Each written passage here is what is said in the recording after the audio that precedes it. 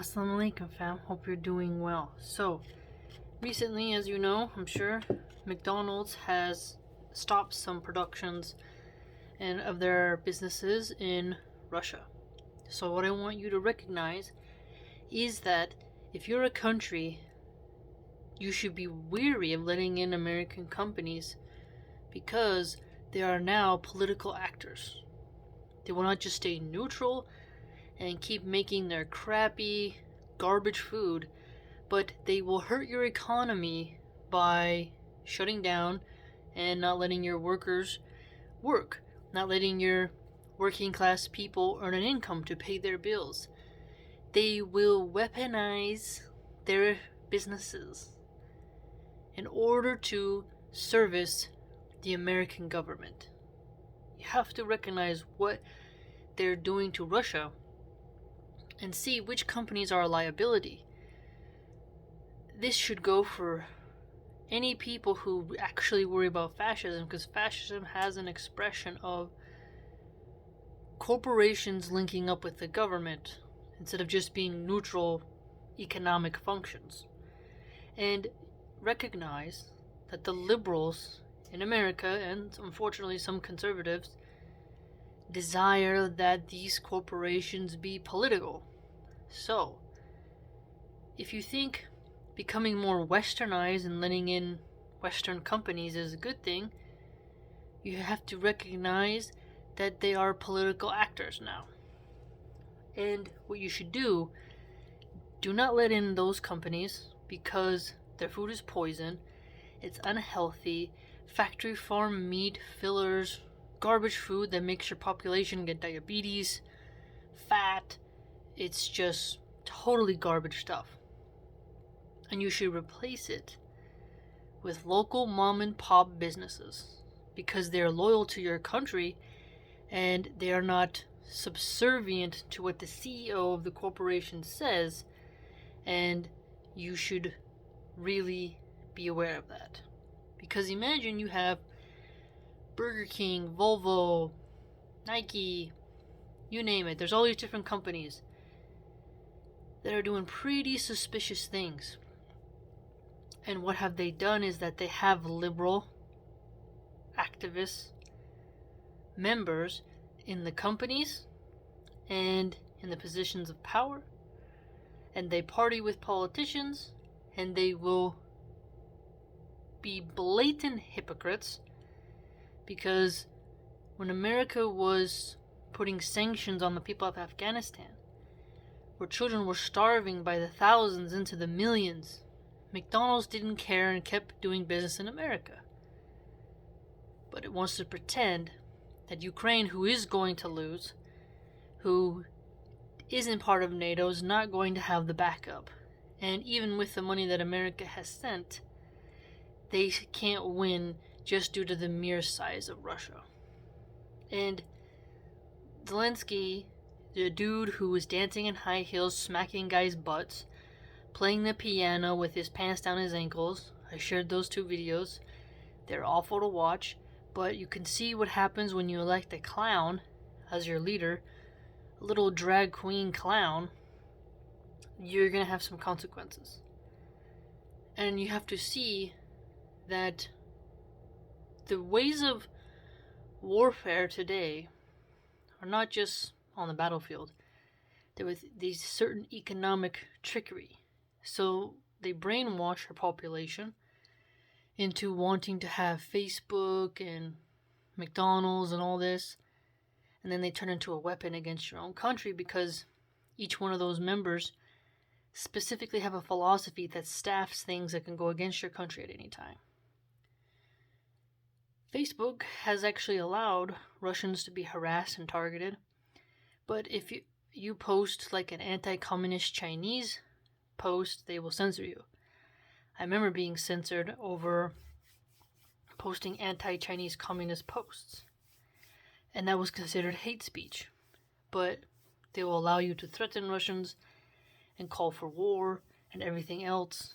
But if someone in Afghanistan says they don't want an American occupier there, well, they'll have their account suspended. So you can see just the blatant hypocrisy. And that they don't apply the rules equally, and their philosophy and their ethics is all garbage, and it's all about their personal politics and how they pay to play and their sick agendas, and how a lot of them are occultists, weirdos, greedy, disgusting human beings. So, if you have companies that are transnational corporations, $1 trillion in profit, and they're telling you, let us into your country, we'll open up a bunch of locations, give us your workers, and you think this is a good idea, I would tell you to pause. So encourage small businesses that are loyal to you, made up from small communities. They may not be as fancy, right? It may not be as prestigious, even though McDonald's is a crappy corporation. I worked there when I was in high school as a fry cook. Crappy job. You even had to pay 50% of the price of the food. So a burger was like $1.07, and then like wind blew the door, scared me for a second. But they would pay like only 50%. So if a burger was $1.07, you'd have to pay like 50 cents. So it was just awful, you know? So they don't even have good health benefits in that time period. People gain calories working there. You smell like grease that never comes out of your clothes. It's not that great. So, really think about, do you want that in your country? It's a liability. Because when corporations become politically active, you got a problem.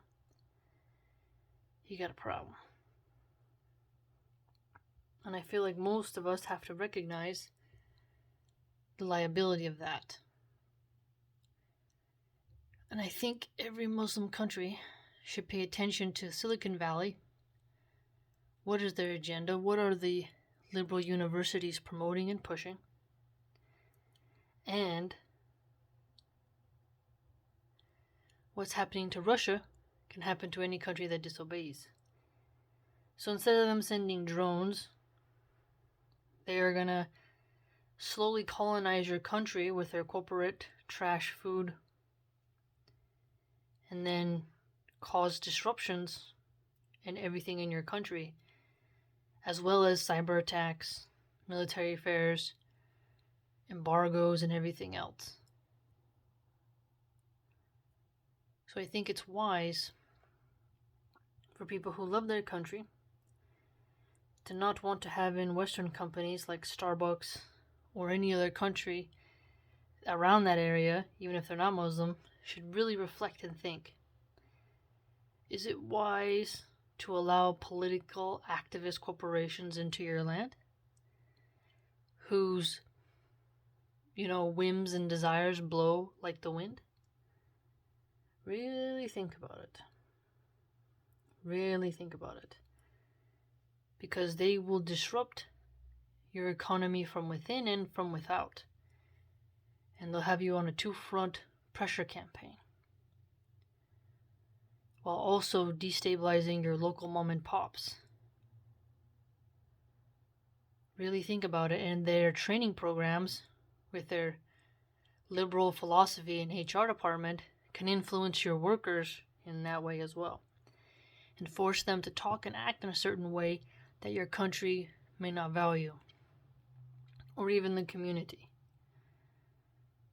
So pay attention to every company that has caused problems for Russia, but not for China, or let's just say like when Rwanda had a genocide. Were those corporations doing anything, saying anything? No. You can see how it's obviously controlled and an agenda for who they'll support and why, and what kind of propaganda they push out. And some restaurants that are Russian have also been attacked. A lot of innocent Russians are being discriminated against. It's quite horrible. People are almost brainwashed, putting Ukrainian flags everywhere.